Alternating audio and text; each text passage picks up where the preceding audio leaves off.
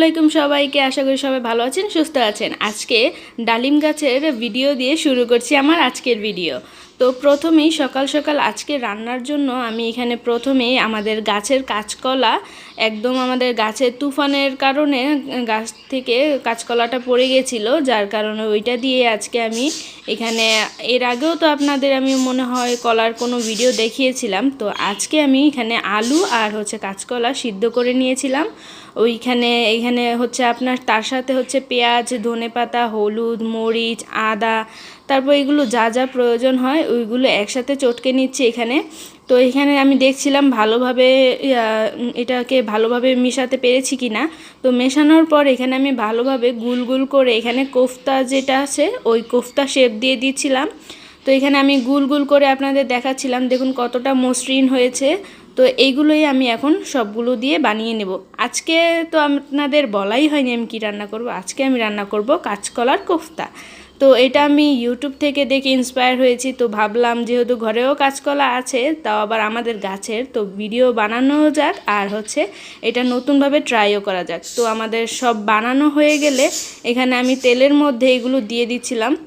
আমার প্রথমে একটু ভুল হয়েছে, আমি পুরো তেলটা গরম না হতেই দিয়ে দিয়েছিলাম। আসলে ইউটিউব দেখলে যা হয়, ইউটিউবে বলেছিল হালকা তেল গরম হলেই দিয়ে দিতে। তো ওইটা দেওয়ার পর আমার হালকা একটু লেগে যাচ্ছিলো। তারপরও কোনো ব্যাপার না, এখানে আমি একটু কড়া করে ভেজে নিয়েছি। এগুলো কিন্তু এমনিই খেতে অনেক মজা। আমি একটা খেয়ে ভাবছিলাম যে সবগুলো কি খেয়েই ফেলবো কিনা রান্না না করে। তো কী আর করা, যেহেতু একটা উদ্যোগ নিয়েছি ওইটা তো পূরণ করতেই হবে। তো এখানে আমি ভাজা হয়ে যাওয়ার পর এখানে আমি পেঁয়াজের মধ্যে হলুদ, মরিচ, আদা যা যা প্রয়োজন সব কিছু দিয়ে ভালোভাবে কষিয়ে নেওয়ার পর পানি থাকার সময় এখানে আমি টমেটোগুলো দিয়ে দিচ্ছি। এখানে টমেটো দিয়ে ভালোভাবে কষিয়ে নেব।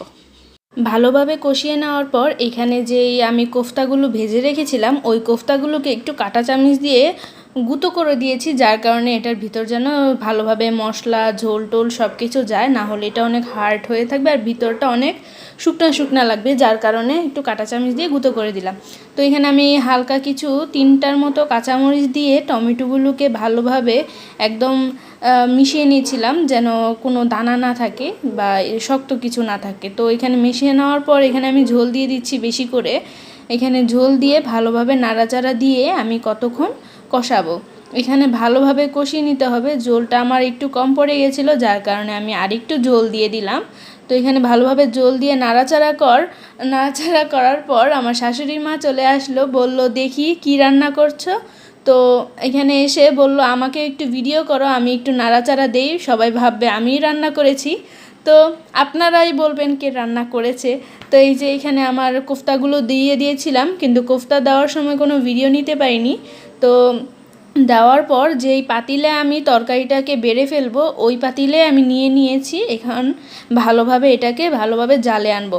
দেখুন কোফতাগুলো ঝোল খেয়ে একদম পুরো রসগোল্লার মতো ফুলে ফুলে উঠেছে, একদম ফুলে গেছে। তো এখানে আমি শেষে ধনেপাতা দিয়ে নামিয়ে ফেলবো। এখানে ধনেপাতা আমাদের গাছের ধনেপাতা। তো এখানে ধনেপাতাগুলো দিয়ে ভালোভাবে একটু জালে আসার পর এখন আমি এটাকে নামিয়ে ফেলবো। এইগুলো নামিয়ে আমার আরও কাজ ছিল, যেগুলো সংসারে টুকিটাকি করতে হয়। শাশুড়ি মার জন্য আমি এখানে চা বানিয়েছিলাম। এটা রান্না করার পর এখানে চা বানানোর পর আমি কিছু পটল ছিলে নিয়েছিলাম। আজকে আমি পটলটা প্রথম ভাজি করছি, কিন্তু ভাজি করতে গিয়েই কি বিপদ দেখুন, আমি পটলের ছিলকাগুলোকে ছিলে ফেলেছিলাম। কিন্তু আমিও ভেবেছিলাম কি যেন একটা খালি খালি লাগছে। তো কোনো ব্যাপার না, আজকে এভাবেই চালিয়ে দেই, নেক্সট টাইম দেখা যাবে। দুপুরে শ্বশুরমশাই বলছিল এত ভালো করে রান্না করলে আমাকে একটু ভিডিও করো আমি যে খাচ্ছি। তো এটা ভিডিও করলাম। তো সবাই ভালো থাকবেন, সুস্থ থাকবেন, আল্লাহ হাফেজ।